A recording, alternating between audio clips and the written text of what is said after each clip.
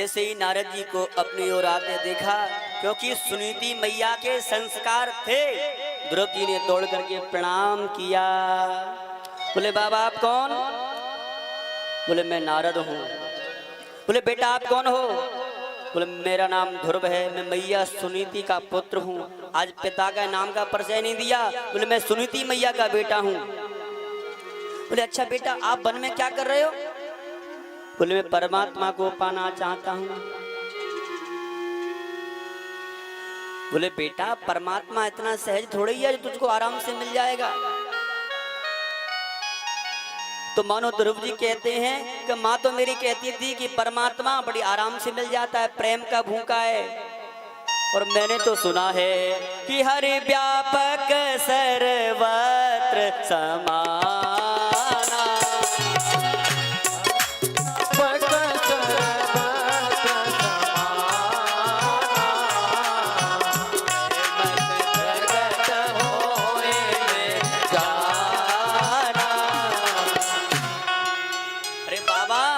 मैया कहती थी कि भगवान हर जगह रहता है, सर्वत्र व्याप्त है, तो क्या वन में नहीं मिलेगा?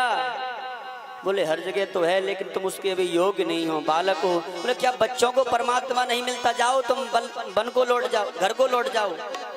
तुम अभी बच्चे हो, वन में बड़े हिंसक जीव जंतु रहते, तुमको खा जाएंगे, तुम्हारा नाश्ता कर जाएंगे, लौटो घर को।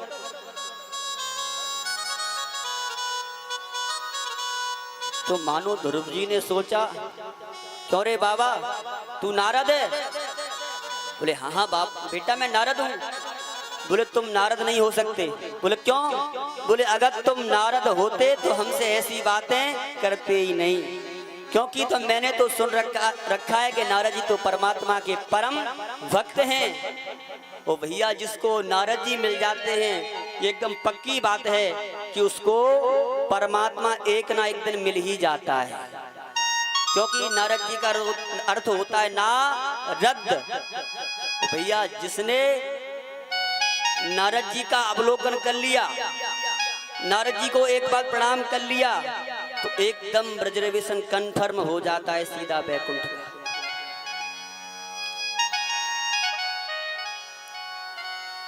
नारद जी ने थोड़ी बहुत परीक्षा ली, बेटा कहीं मरकट बैराग तो नहीं था तेरा, इसलिए मैं तेरी परीक्षा ले रहा था। आज एक तू सफल हो गया, मेरी परीक्षा में उत्तीर्ण है। और आज नारद जी ने भरत के वो ध्रुव के कानों में मंत्र फूंक दिया। बोले जाओ बेटा तुम मेरे शिष्य हो गए और परमात्मा की तपस्या करो। बोले कहाँ चले जाएं?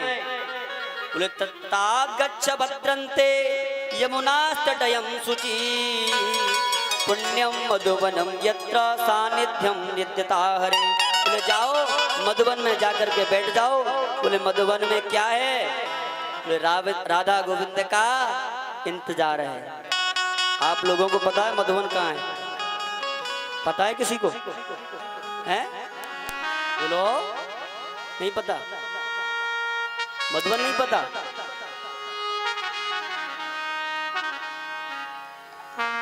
मधुवन जो है, जब हम लोग 84 कोस की यात्रा करवाते हैं, यात्रा आप लोग किए हो या करोगे, तो सबसे पहला जो पड़ाव है वो मधुवन ही मिलता है। वृंदावन में नहीं है, मथुरा के पास में है। तो आज मेरे ध्रुव जी मधुवन में आए हैं और तपस्या करनी प्रारंभ कर दी। तो तपस्या कैसे कर रहे हैं कि तेरा त्रांते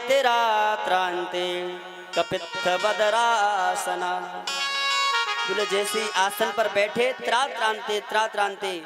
बोले 3 दिन तक कुछ नहीं खाते हैं और 3 दिन बाद कुछ सुल्पहार कर लेते हैं। और जैसे ही भैया दूसरा महीना लगा तो द्वितीयंचा तथा मासम षष्ठेर भको दिने। जैसे ही दूसरा महीना लगा तो 6 दिन तक कुछ नहीं खाते हैं, 6 दिन बाद थोड़ा जल ग्रहण कर लेते हैं। और जैसे ही हमारा तीसरा दिन लगा, वो तीसरा महीना लगा तो नवमे हनी, तो 9 दिन बाद कुछ पत्ते और पुष्प खा लेते हैं। और जैसे ही चौथा महीना लगा तो द्वादशे हनी, बोले 12 दिन तक कुछ नहीं खाते, मात्र 12 दिन बाद वायु का आहार लेते हैं। और जैसे ही महाराज 5वां महीना लगा तो ध्रुव जी महाराज ने बहुत जोर का प्राणायाम चढ़ाया कि देवताओं की भी श्वास अवरुद्ध हो गई, रुक गई। अब तो देवता भागे भागे मेरे नारायण के पास पहुंचे और नारायण से प्रार्थना करने लगे कि नैमं विधामो भगवान प्राणरोधम चराचरस्याखिल सात्वधाम्ना विदेहि तन्नो ब्रजनाद मोक्षम प्राप्ता वयं त्वां शरणं शरण्यम। हे प्रभु मेरी रक्षा करो, रक्षा करो। ऐसा लग रहा है कि हमारे प्राण अवरुद्ध हो रहे हो। भगवान बोले चिंता मत करो, तुम्हारे प्राणों का कोई हरण करने वाला नहीं है।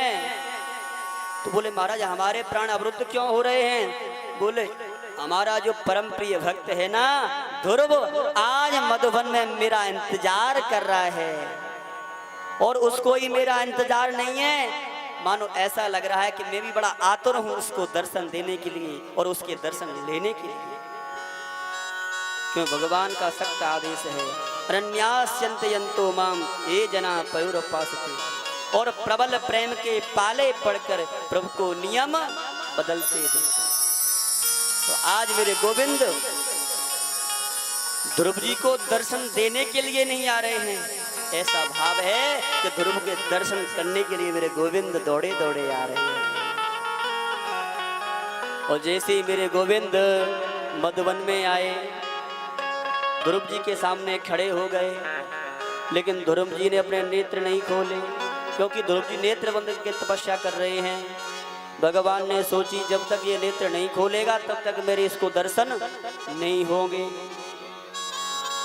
तो ध्रुव के हृदय में जो मेरे गोविंद की झांकी थी ना वो अदृश्य हो गई। और जैसे झांकी अदृश्य हुई तो तुरंत ध्रुव ने नेत्र खोल दिए। वो राधे और जैसे नेत्र खोले तो जो हृदय की झांकी थी वो सामने प्रकट हो गई। वो लक्ष्मी नारायण भगवान की जय हो। और